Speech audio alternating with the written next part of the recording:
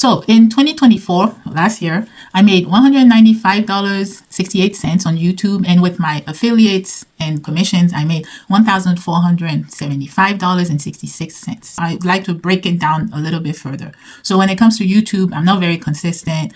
This is more of a hobby for me. I post whenever I feel like it. I have 2,851 subscribers. In 2024, I posted 51 videos total. That includes 29 shorts, 13 live streams, and 9 videos. In the past, my videos have mostly been about how I care for my hair and just trying to give people encouragement and help them on their natural hair journey. A lot of my videos are about wash and goes, but in the recent month or so, I am moving away from that. I'm still sharing my natural hair journey, but there'll be more twist outs and braid outs and a little less wash and goes. This is a hobby for me. I enjoy sharing my journey, and I don't want to ever feel the pressure to create, or I don't want to feel like I need to use my hair as a prop to entertain people. So it's always been about, creating when I feel like it. Total views from 2024 were 211,270. Yeah, that's not a lot. I've seen one video where that's the bulk of the views. So I made that in a whole year.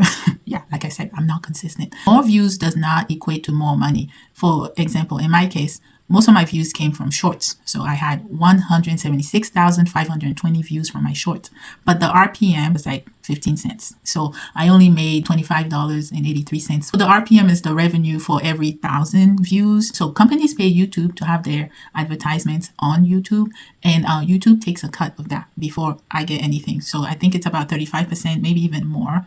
And then I get the rest. My highest paid short had nothing to do with hair. It was a pink jumpsuit that I found at Marshall's that I bought for $19.99. I was showing people how good it looked. I came out with $6.01, and that's after 41,904 views. So even though it didn't make me that much money, it is a good way to get more visibility on my channels. And I noticed I do get subscribers too from the shorts. I only posted 9 long form videos for 2024. And I made $122.06 from that, and ended up getting 21,540 views total. Now, versus shorts where the RPM is only 15 cents, this one, my average RPM was $5.67. So when it comes to hair content, I have noticed it's not like the top at making you money. Like niches like tech, finances is where people are getting like higher RPMs, like $20s, $40 type thing.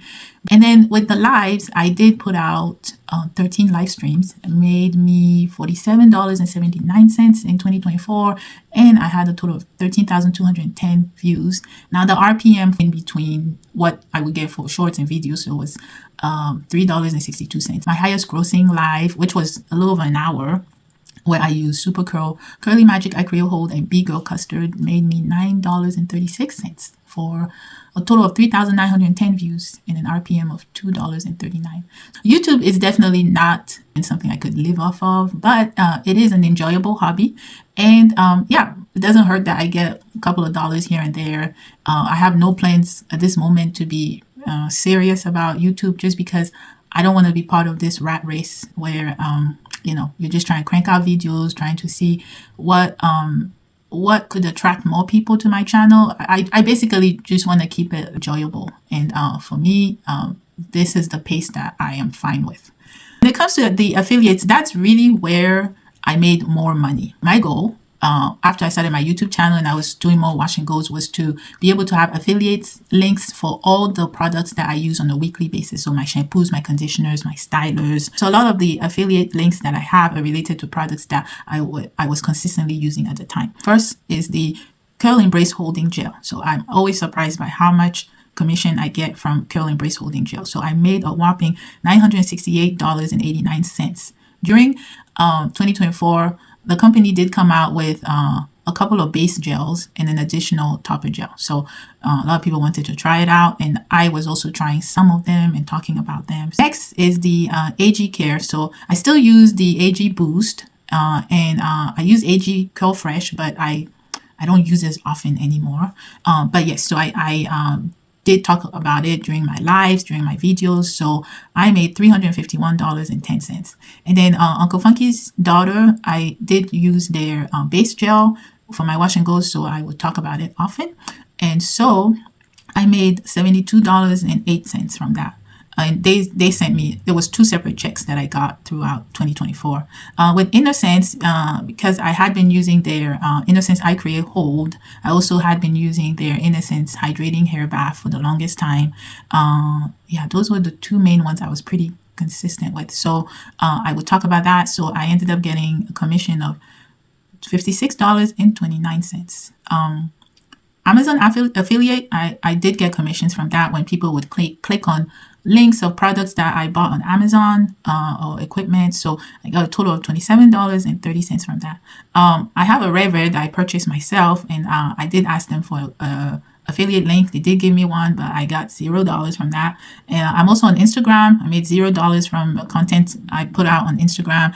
TikTok made $0. Pinterest made $0. So that is the gross total of what I made between YouTube and all the affiliate links. I made $1,671.34. Now, this is all taxable income, even though this is a hobby. If you make $600 or more, you do have to tell IRS about it. At least in the US, this is geared towards the US. I don't know about other places. So it's taxable income, but there are deductibles and write-offs that I can put towards the taxable income. So things like office space, because I do use this office sometimes. I also use another room. So the equipment I use as well. So I have a laptop, tripod, lighting, phone, holder, those type of things. Cell phone bill, percentage of it can be a write-off. The internet for the house, I do use that like a lot. For several months, I did pay for the membership for CapCut, the editing software. All in all, when I put everything together, I could do write-offs and deductibles that would add up to $1,001.72. So out of that, then my net income, taxable income, would be $669.62. Between 15 to 30% is going to have to go to taxes. My profit would come up to about $569 to $468. Now, that's not too shabby for a hobby. I do think there's a lot of work that goes into it in terms of time spent editing, dealing with trolls, answering comments, questions on all the various social media platforms. Some of the emotional toll that can come with this too, not so fun. But all in all, I personally still enjoy it very much. If it ever gets to a point where I don't enjoy it as much, I just take a step back. As you can see, like I'm not very consistent. There was, a month or two where I only posted like one video. So I think that's the nice thing about not making this a full-time job. I have a full-time job already that I enjoy very much, and I have no intent really to make this a full-time gig.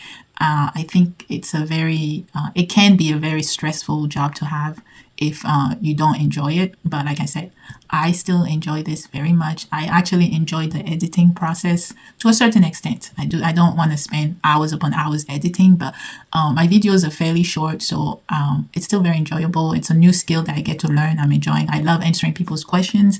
I like when people have questions in the DMs about hair and bouncing off ideas with other people about better ways to take care of my hair, or if they need tips or tricks that I can offer them, sure, I'll offer them. Recent weeks, I've removed a lot of my videos, like over 50 plus videos that I have taken off my YouTube that are now private, so I can still view them, if I need to go back and just check how my hair looked at that time, what products I used at that time. So I decided to private them for personal reasons that had to do with some of the information that I had shared in those videos that I felt could possibly lead people the wrong way. So I decided to just pull out those videos. Now, I've heard from some people say that I shouldn't have done that because it's just money down the drain. And because as some of you may know, like you can post a video and then months from now it could, blow up, or, a year from now it could blow up. But again, I had a personal conviction. If you want to know all about why I did that, I'll put the link to the video somewhere here. But I had a personal conviction that these videos needed to come down, so I did. But it is definitely not recommended if you're trying to make money on YouTube to do that. I have to say, I am surprised by the amount of money I have made from these affiliate links. So for people, the smaller YouTubers that possibly want to make this like an income source, And if you're not making really a lot of money on YouTube per se, you can look at other avenues, other forms of revenue sources, such as the affiliate links, sponsorship too.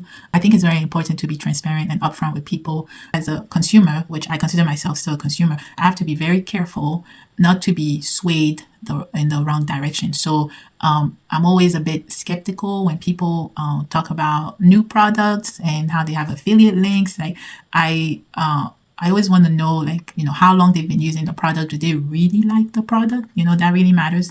So that's why I focused on just affiliates and commissions from companies that I actually use, products that I actually use on a consistent basis, where my viewers have seen me use it over and over and over again. I think that helps to build trust and that provide transparency. So you out there, as you're watching this, make sure you do your due diligence when purchasing products based on what a YouTuber or content creator has told you, or reviews and all that. Anyway, hopefully you get what I'm trying to put out there. You're picking up what I'm putting down. Okay. All right. So I hope this was helpful. And if you have any questions, leave them in the comments, and we'll catch you in the next video. Bye.